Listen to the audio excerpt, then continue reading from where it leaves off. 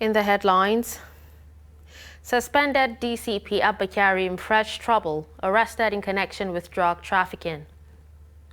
Suspected killers of Hanifa Abubakar makes U-turn, pleads not guilty to 4-count charges in court. Zamfara Chief Judge inaugurates investigative panel against Deputy Governor Mahdi Gusau. And on the foreign scene, former Afghan President Hamid Karzai says Biden's order on frozen funds atrocity against Afghans, calling for a rescind on the decision. Hello and welcome to Trust News Update. I'm Darshan Hussaina Usman.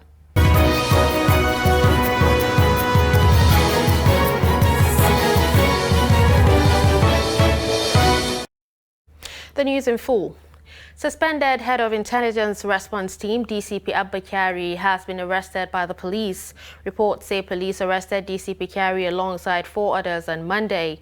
The police arrested him hours after the National Drug Law Enforcement Agency declared him wanted over alleged drug links. The suspended DCP is also under investigation after the Federal Bureau of Investigation of the United States of America indicted him in the case of fraud involving Instagram celebrity Ramon Abbas, also known as Hush Puppy.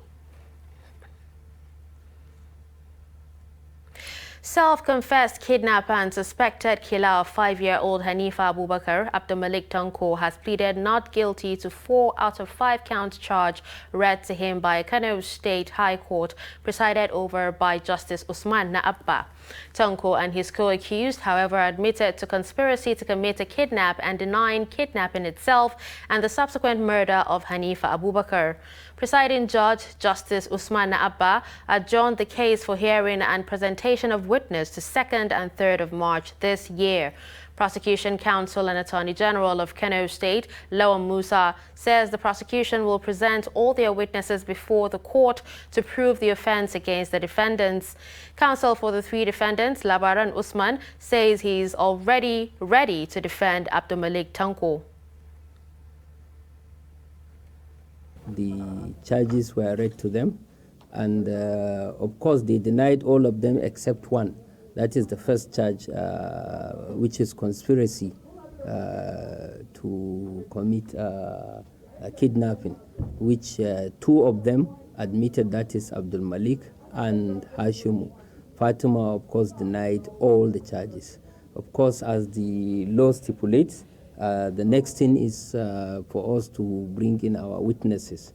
Of course, the court also agreed with us and adjourned the matter to March. It gave us 2 clear days, that is I think first and second and third day of March, for us to bring all our witnesses. We've marshaled our points by parading lawyers that will defend the 3 defendants in this case. And the charges or count charge read them. They've answered it, some were denied. So we are prepared to go into hearing on the 2nd to 3rd of March. There are about 5 count charge. How many has he pleaded guilty? They acknowledged the first count, while they denied the rest. There are over 20. Only a few came today because of other courts. From the legal aid council and other pro bono lawyers. Yes, the first count charge that was admitted was conspiracy to commit the offense, which they admitted, while the rest were denied. Chief Judge of Zamfara State, Justice Kulu Aliyu, has inaugurated a 7-member investigative panel to investigate the allegations of gross misconduct, financial fraud and abuse of office against the state's Deputy Governor, Mahdi Gusau. Justice Kulu, after the inauguration of the 7-member panel, however, did not give a time frame to the panel within which they are expected to complete the assignment and submit their report. The report.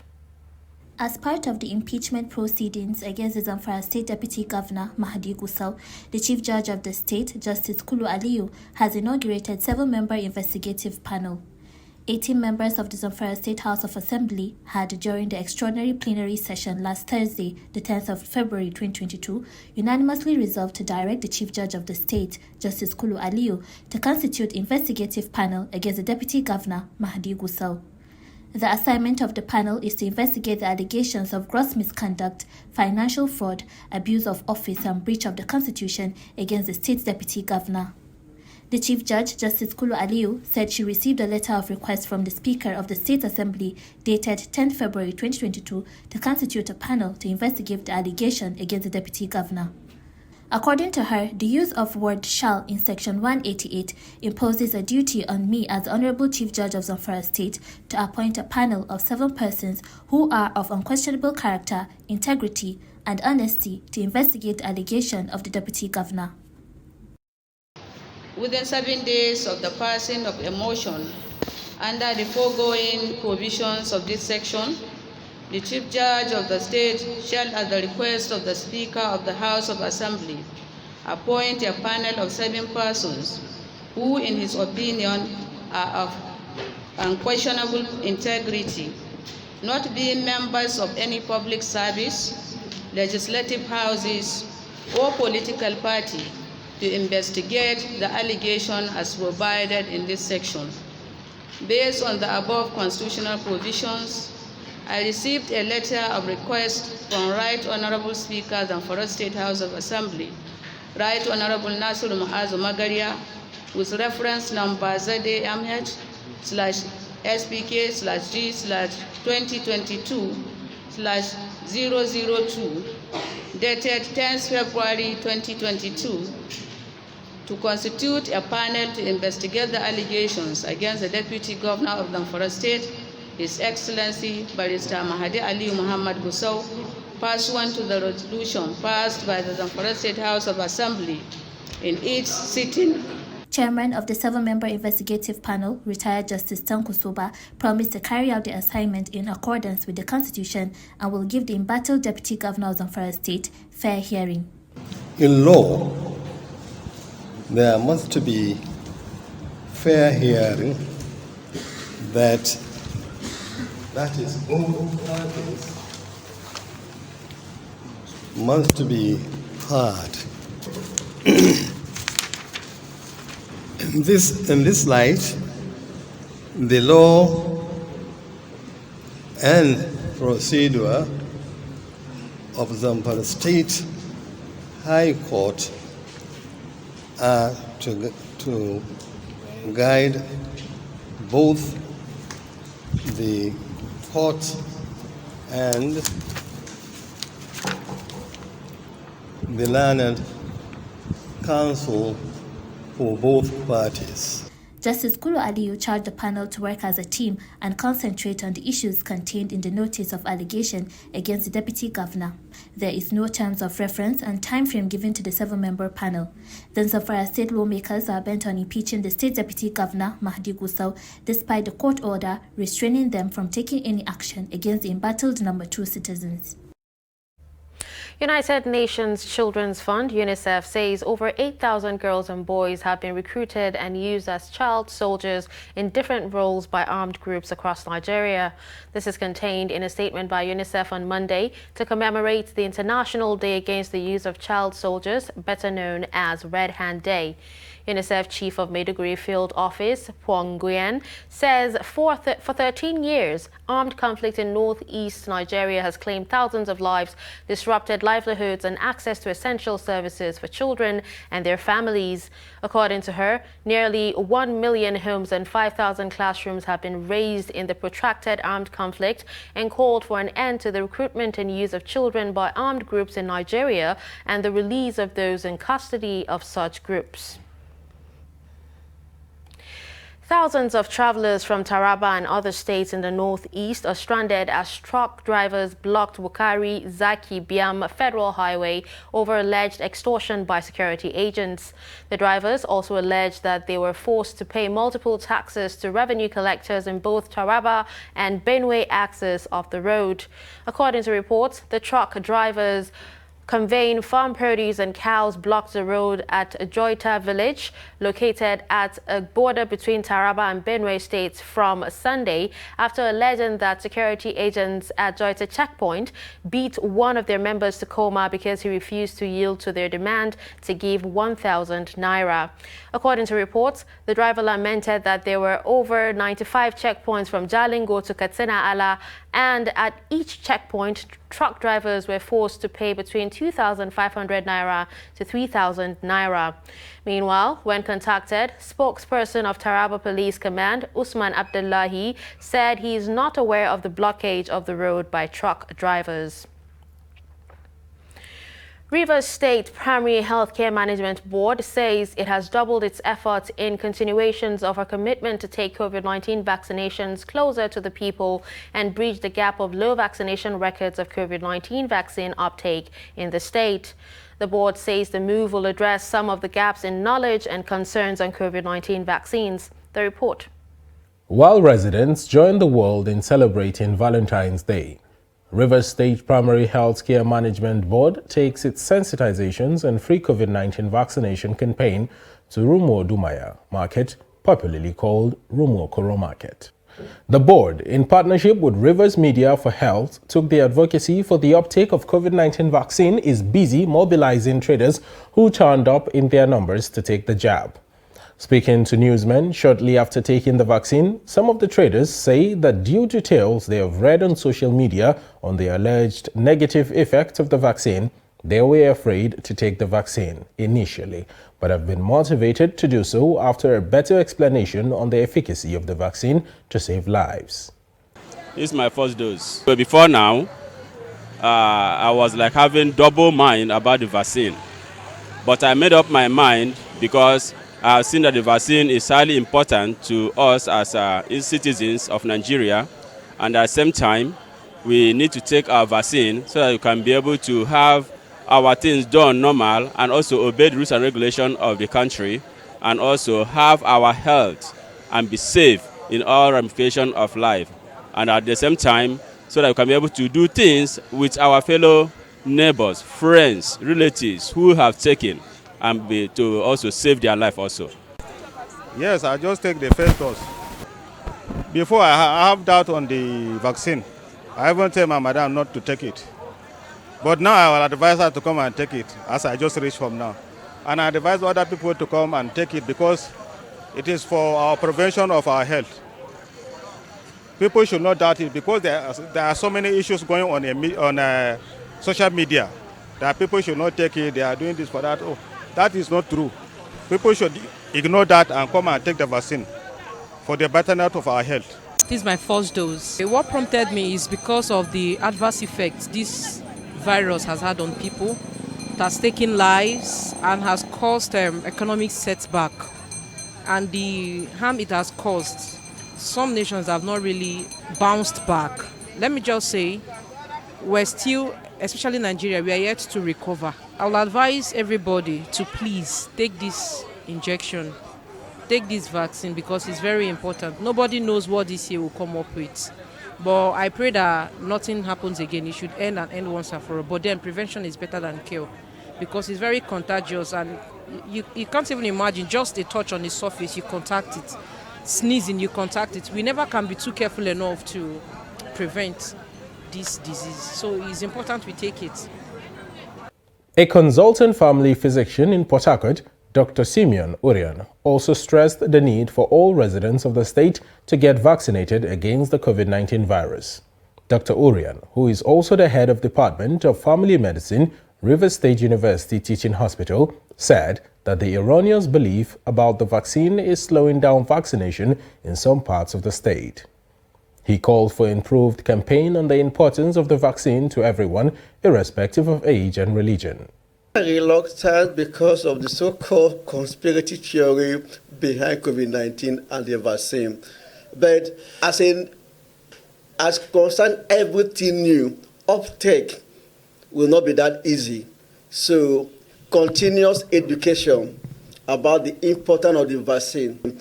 Yes, vaccine will not stop the infection, but it reduces the effect of the infection. So I want to advise people that they should listen to the head expert and then do the needful by submitting themselves for the vaccination so that they will not regret, oh, I wish I had taken the vaccination. Officials of the Primary Healthcare Board said the state government will continue to intensify advocacy on the importance of taking COVID-19 vaccine in order to prevent further spread of the pandemic across the state. You're watching Trust News Update. Coming up after the break. Economic activities in major towns shut. Do stay with us. Hello and welcome to Trust TV News Update. I'm Zainab Bala. For more news, follow us across all our social media platforms.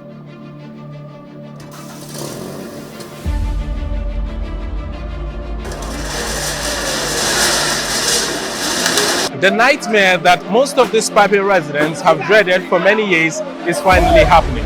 The place is a skeleton of itself, a place that was once busy with patients trooping in and out. I'm standing right now. I'm standing on top of the Maloney Hill in the ancient city of Kefi.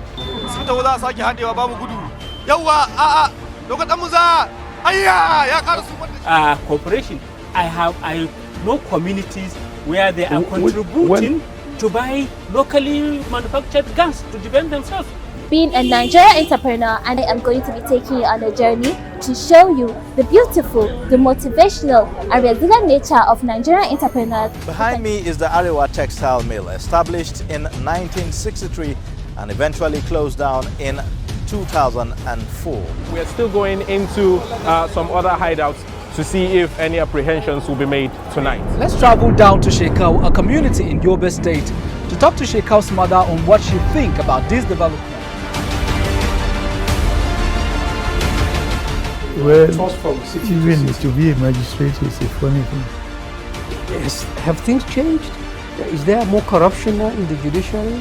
What can we do about it? Well, this is one of the internally displaced camps here in Gusau, the Zamfara State capital.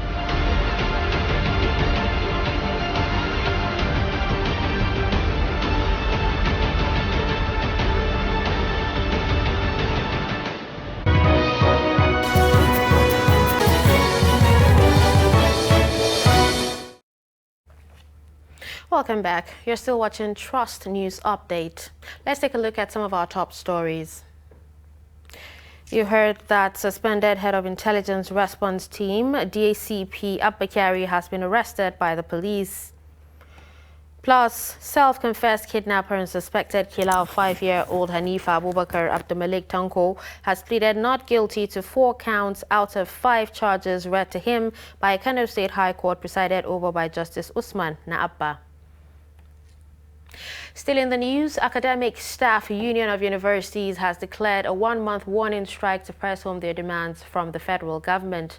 The National Executive Council of ASU had voted in support of the strike in a meeting that lasted till Monday morning.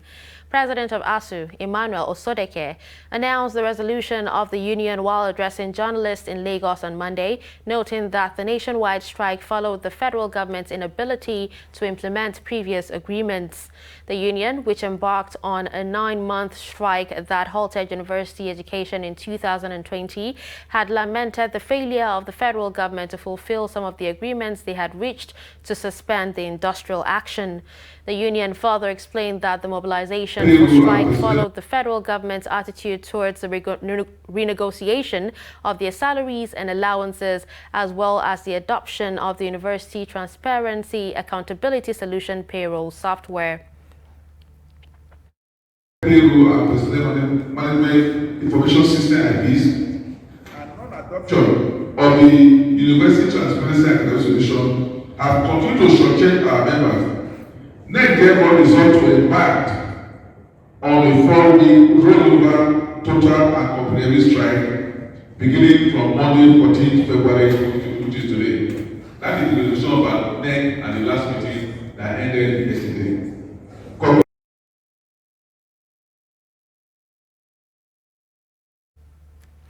On energy, Fuel scarcity in Ilorin is biting harder on motorists and residents as most of the filling stations are full of motorists lining up on long queues for hours. At some of the stations around Offa Garage, long queues of vehicles could be seen as residents and motorists try to outdo one another to be attended to. They lament that the shortage is affecting their daily activities, making them late to work, even as they urge government to find a lasting solution to the fuel scarcity. I've been to like 3 filling stations this morning before I got here. And some are even collecting extra charges, some are selling keg, some are black market and all those stuff. But yeah, buy your fuel. What do you think is the solution? The solution is the federal government. They are the one that can help us. So we can't help ourselves. Seriously, it has been affecting us. Because I am saying myself, as I see, I'm late for office originally, and I didn't have any in my car. And I can see, I glory to God for this rain oil, because so far when I was there, it did not sell any jerry can. So that's why I'm unable to, I'm able to buy now. Okay, it took you like how many minutes, how many hours before you get fuel? I came here like around 45 minutes ago. Yes. So what do you want to tell the federal government, sir? That they just please, because all this in myself, I didn't understand it. So, but I know they understand it very, very well. So let them at least put more effort to make it easy for us. Thank you, sir. Thank you very much.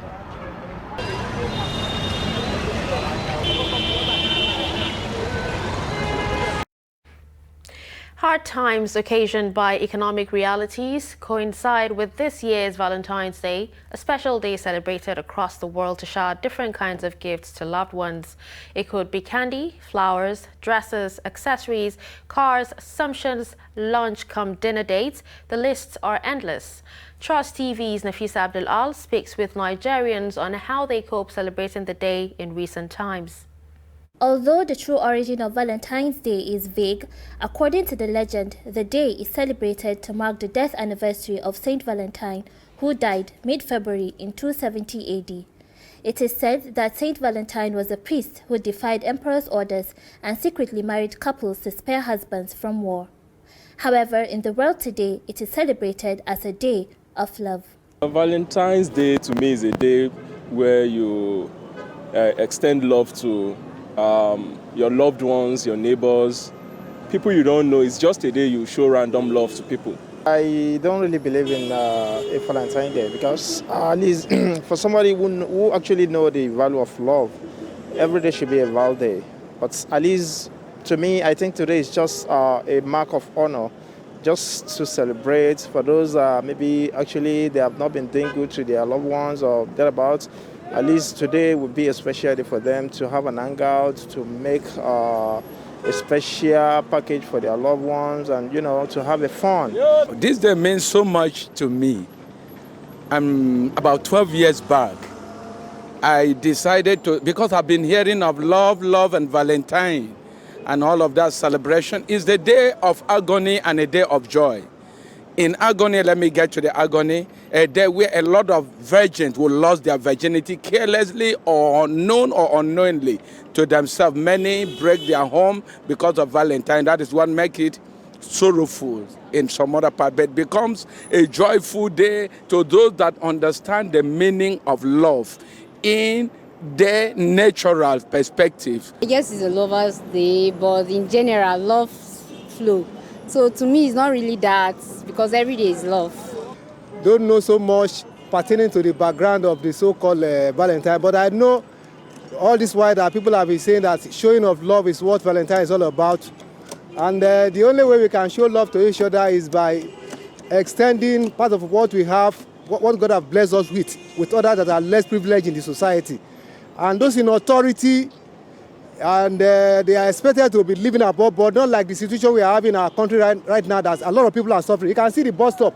I am coming from Cuba. A lot of people are suffering seriously because of fuel scarcity or so. It's not about just about to surprise person you loved, particular person you loved that you felt for. So you surprise that person, make that person happy, make him or her feel like me. I'll make him to feel that he's perfect person for me. For me, I feel it's overhyped. It's maybe celebration. It's celebration of love, but some people take it to the extreme, that kind of thing. And for me, I don't even have plans for that. Valentine's Day, celebrated February 14, is characterized as a day when lovers express their affection with greetings and gifts. Nafisa Abdel-Al, Trust TV News, Abuja. The Nigerian Customs and Excise has proposed a 3.3 trillion naira budget target for 2022 with Apapa, Tinkan and One ports to get scanners to enable it generate more revenue service in 2022.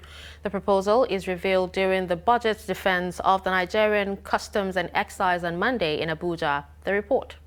Department and agencies of government to appear before the National Assembly to defend their budgets. Chairman, House Committee on Customs Leke Abejide commended the Nigeria Customs Service for generating above their target in 2021, but tasked them to do more, especially with more scanners that can aid activities and improve revenue for the service. He urges the customs to engage more on social corporate responsibility with communities that host the services so as to win their confidence and cooperation. We shall call for cement detection company to do the needful by giving us and your technical team and the budget, the cost which we shall look into and incorporate into the 2022 budget. Even though we understand that e-custom is coming with 135 scanners, but we cannot throw away national assets, and also we cannot continue to wait endlessly for e-custom that has not commenced. Another area we want your budget to capture is corporate responsibility, so that the communities where Nigeria Customs operates and even people that work with customs can have a sense of belonging. Customs boss Hamid Ali said the service has concluded plans to deploy mobile scanners to the 3 most important ports to boost revenue generation. He also outlined key areas of improvement. In business, European Union has announced an EU-Nigeria digital economy package worth 820 million euros until 2024. The European Commission Executive Vice President Margrethe Vestager announced the package on Sunday night at the presidential villa during a meeting with Vice President Yemi Osinbajo. In a statement issued by Vice President Osinbajo's spokesman Laolu Akonde on Monday, speaking at the meeting, Vestager said the 820 million euros is included in the Global Gateway Africa-Europe investment package worth 150 billion euros earlier announced by the EU. Commission's President Ursula von der Leyen.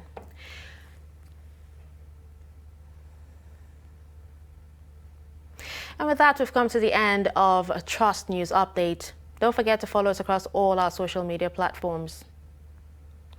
I'm Dashan Husseina Usman. Thanks for watching.